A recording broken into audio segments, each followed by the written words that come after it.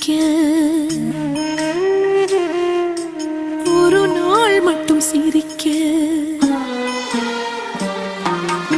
ஒரு நாள் மட்டும் சிரிக்க ஏன் படைத்தான் அந்த இறைவன் என்று கேட்டது பூக்களின் இதயம்.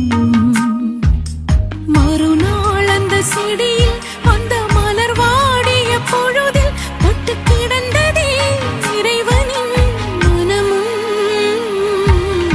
ஒரு நாள் மட்டும் சிரிக்க ஏன் படைத்தான் அந்த இறைவன் என்று கேட்டது பூக்களின்